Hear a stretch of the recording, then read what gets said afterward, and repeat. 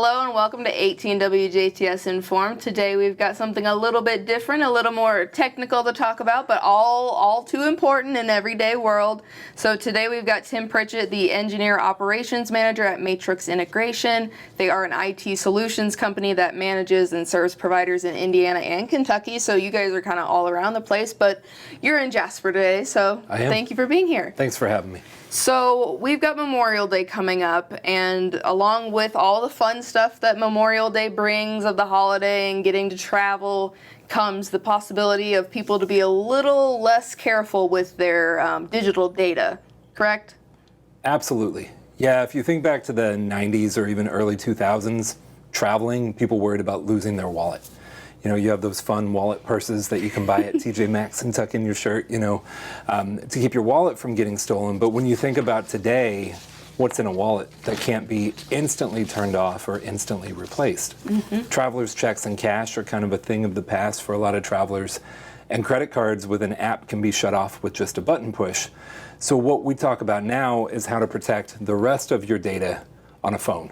And in the same sense, you can think about it, a lot of the newer smartphones have their own wallet feature where you can input all of your credit cards and debit cards and all those things and pay virtually. So in a sense, the phone is turned into a wallet with how much sensitive information's on there. Well, and you take that even a step further, and it's also your plane ticket, a digital wallet, your access to Uber or Lyft to get a ride from the airport while you're on vacation, all of your contacts and phone numbers. People don't have to memorize phone numbers anymore because it's all stored in the phone. So we went from a day where, a wallet was the most important thing to protect while traveling to this device being like the end-all be-all of your information while you're on a trip. Not to mention the ability for somebody to then access that information and use it in addition to you just losing it. So for people who are especially going to go to the airport and go on their Memorial Day trips or whatever happens in the summer months coming up here, they'll be heading to the airport, and what if they need to charge their phone in a USB port? What if they need to plug in their devices to a more public space? What kind of issues have we kind of been seeing lately? Sure. I think the biggest thing for people to do is to plan ahead.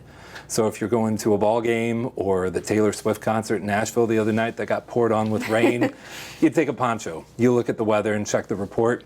Same is true for digital devices when you're traveling. Portable chargers are not expensive and they're prevalent to pick up. You also have a charging block and a cable. So recently, CISA and the FBI issued a warning about those kiosks, those charging kiosks. And I've read some debate about how prevalent hacks on those are, but the premise of the story is still true. If you're plugging that device with all those things we talked about into an unknown port, anything could happen. If you've plugged the phone into a car, for example, and you see a pop-up that comes up on there, do you want to allow this device to access your contacts or send notifications? If you plug this phone into a public charging port and you get a notice like that, it's doing more than charging. If you have to unlock your phone to plug it in and get a power lift from it, it's probably doing more than charging. And the best case and the only way to truly be safe from that is to be prepared and bring your own cable and bring your own charging block with you. Yeah, I mean, you can just think about it.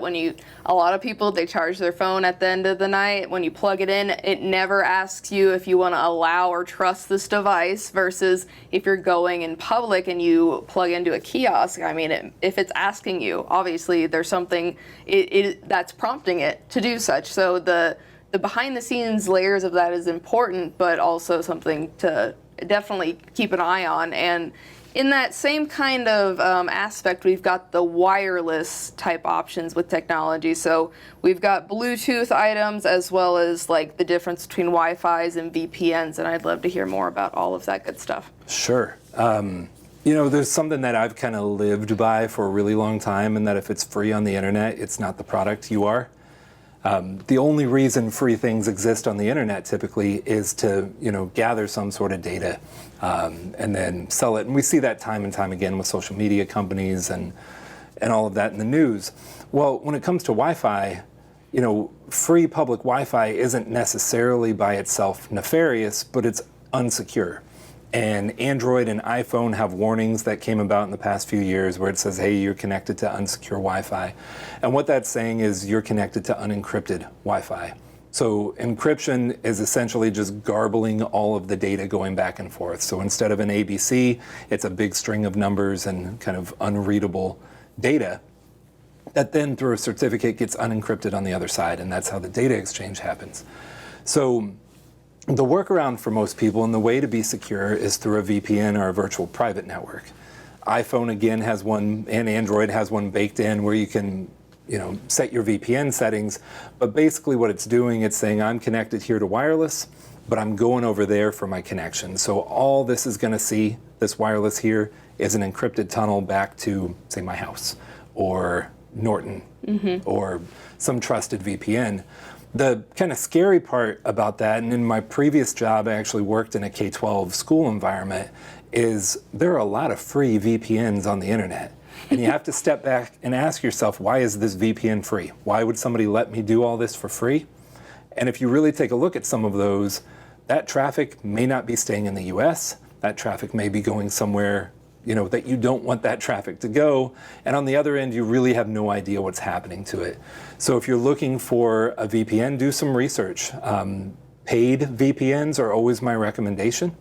If you're traveling for work, especially, check with your employer. If you're a business owner and you don't have a policy on this, it might be time to set a policy about corporate devices leaving town and how they interact with your data. Yeah. So in that kind of same mindset, is it safer with the VPNs versus like a mobile hotspot? Is that it's more self-contained in a way, so is that a little bit more safeguarded compared to plugging into a wireless Wi-Fi network? Yeah, so either of those are really a much better option than just free, wide open public access Wi-Fi. Most places you go don't have anymore just the wide open Wi-Fi because it's so prone to wireless sniffing and kind of people being able to see the traffic on there. They'll have some sort of splash screen is the technical term. So splash screen comes up, you say, yes, I agree to the terms, and now suddenly your warning on your iPhone goes away and it says, now you're encrypted. I think from a business owner perspective, and this is what we do at Matrix Integration a lot, we'll consult with a business owner, and their big concern is something that you read about in the newspaper. A laptop was left in a car, laptop contained personally identifiable information or HIPAA protected information, and it was stolen. So now you have a potential data breach because an employee had their phone or their laptop left in a car and it was stolen. So you think about traveling and somebody traveling potentially overseas or anywhere in the US even, and that device that has access to corporate email and has access to corporate SharePoint could cause a major problem if it was, lost or stolen. So what we implement a lot of times for businesses, and most large companies have these, it's called an MDM or a mobile device management system. And that allows an employee to agree to a bunch of terms on the device. That device is then enrolled into a system managed by the company.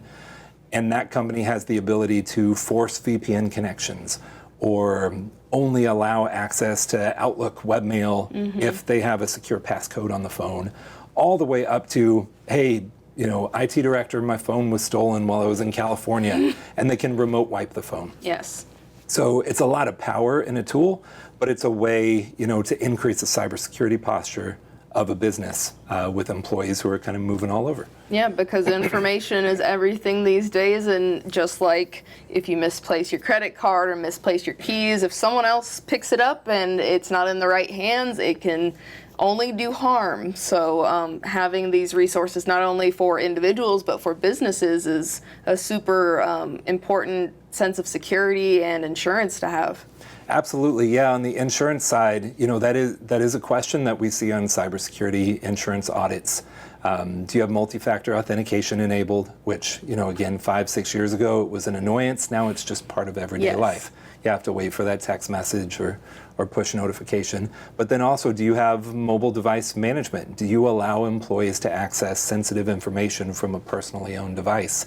And if you do, what's your safeguard that you have in place? Yeah, which again, that's just good business to know that you need to maintain various things of security, just like on the physical building that you work in, having security cameras for when you're not there. It's just another way to protect things in the more digital world, and especially now that people are going to be traveling more, school's about to be out and all that stuff, and the world's a bigger place whenever everyone's moving around a little bit, for sure. Right. So if we're kind of talking in the business aspect, and as well as going on vacation and traveling, if someone is going to be leaving the office and they want people to know about it, and they set up the automatic response emails, what should we do, and what should we definitely not do?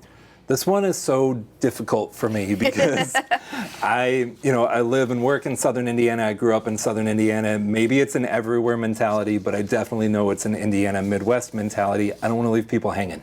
Like, I don't want to let them wait. So there's this courteous function of an out of office message that says, hey everybody, I'm not ignoring you. I'm going to get back to you. I'm in this location. I have no access to email, and I'll be back on this date. Well, what did I just do to somebody who's potentially trying to change my bank account information for direct deposit with payroll? I just let them know where I am, how long I'll be gone, and potentially what I'm doing. If you couple that with somebody doing a little bit of social engineering research who's found my Instagram and Facebook and identified, oh, it looks like he's on the beach, or he's out of the country or on a cruise and maybe didn't pay for the Wi-Fi package. So you start to build up this case that can be really dangerous. So the industry recommendation and what we advise people to do is just really be cognizant of it and have some conversations about what an internal out-of-office message versus an external out-of-office message looks like. Gmail, Outlook, most of the major mail providers have an option to set auto replies for internal and external, or internal plus contacts, people you already know, versus some stranger just kind of emailing you.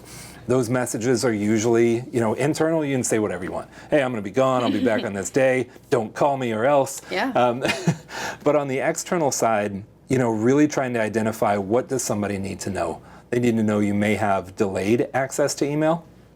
Maybe they don't need to know anything. Maybe it's just let it sit in the inbox for a couple days and that's okay. But there is a level in a company or an organization where you've hit such a high level, an executive level, a president of a company, where it's advisable that you have an assistant actually have delegate access to your email during that time to respond on your behalf, just to avoid that type of risk of, exposing too much information to people that mean you harm.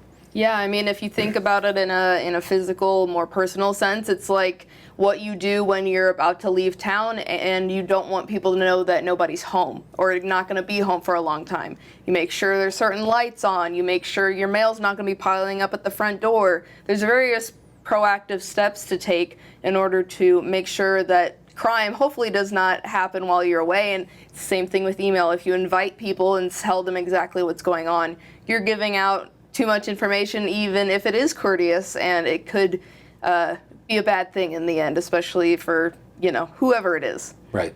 Yeah. Absolutely. So if people want to be more proactive and try to prevent these things, whether they're traveling or just in everyday tech security, how best can we kind of learn more about all of the preventative stuff? I think going back to my comment about just preparing and just paying attention, one thing that you see out and about, you'll be at a coffee shop, for example, and somebody runs out to their car, heads to the bathroom or up to the counter, and they leave their phone on the table. Just thinking about the gravity and the amount of information on that and being aware of that, I think is the number one preventative measure people can have. When you're traveling, especially traveling with family, that's a conversation to have with your family. Hey, when we're at the airport, let's use our hotspot instead of, the free Wi-Fi at the airport. And again, not that the airport Wi-Fi in and of itself is bad. It's all the other things that can happen when you jump on an unsecure connection. And, on top of that, I think for business owners, and this is where we come in from Matrix Integration a lot, is really consulting with business owners about, what do you do? What are your business goals? And what's the risk? What kind of risk exposure do you have if people are running around with information on a phone all over the country or all over the world and potentially losing it? What does that look like for your business? Yeah, again, it's just no matter if it's your family unit, your personal self, or for work, being able to take data that's important to various things on the go, and the potential to lose it is a lot scarier and a lot more common than a lot of people would like to think. But again, it's just the same as losing your car keys and not being able to get into your car, your house, wherever else you have keys to. It's vital stuff that nobody wants to think about, but it is something to plan for just in case the unfortunate happens. Absolutely. Yeah, I think, the other layer of that is whether you have an Android or an iPhone or some other smartphone, they're all protected by an account. Yes. If you're not paying to back that up and not backing it up somehow, that's a big recommendation. How is the critical data on there backed up? Because in one scenario, you could be on vacation 2,000 miles away, something happens to your phone, and you're just dead on arrival. You have no options. Yeah. You can't move forward.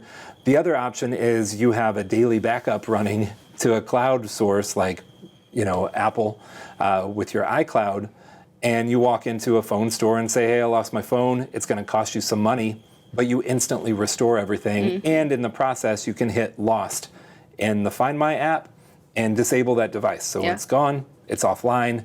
It's now, unrecoverable by anybody who finds it. Those types of things, just kind of thinking about the what if, and not really living by fear, but just being cognizant that, unfortunately, there's some people who are out to take advantage of people traveling. And on top of that, you have really the power in your hands to prevent all of the danger. Yeah. And again, just to stress, no matter if it's wireless or wired, the siphoning of data can happen. You just have to, again, be aware and prepare, and just do a little bit of research never hurts. So having the various options and the knowledge available is super important. And so Matrix integration in itself is not only, you guys primarily work business to business, but it's not only about tech security, correct? Correct. We do a lot of different things.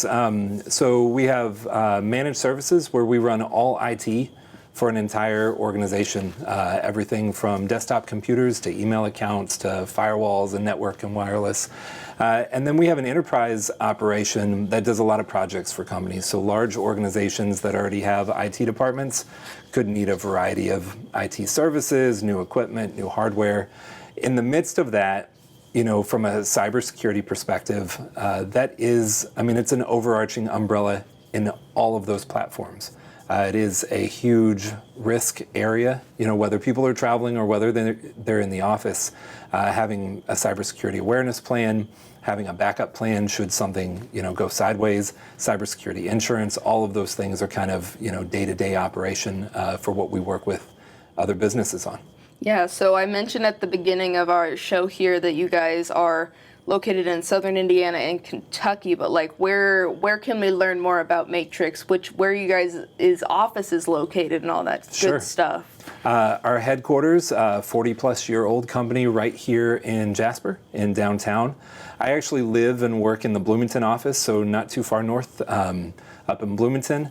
We have an office in Louisville, Kentucky, serving kind of the Louisville, Lexington, down into the heart of Kentucky area, and then one up in Fishers, Indiana. So more information can be found at matrixintegration.com. Stop by and visit us over here in Jasper, or give us a call. Yeah, all good resources. And again, knowing that you guys aren't just on southern Indiana's side, you're branching out and, continually getting bigger to help businesses that need all the IT help they can get is super important. So, Tim, thank you so much for sitting down and chatting with us today. And although the tech talk can be difficult to hear, and it's kind of, it can be a lot to learn as well, it's being able to tell people that everyone uses technology every day, so being aware of how it works and how to stay proactive on it, it's super important. Always a pleasure. Thanks for having me. Wow. Thank you so much at home for watching. You have been watching 18 WJTS in.form. Whenever you're on your travels this summer or for Memorial Day, make sure you stay safe, not only in person physically, but all of your data on your devices. And we are local people watching local people.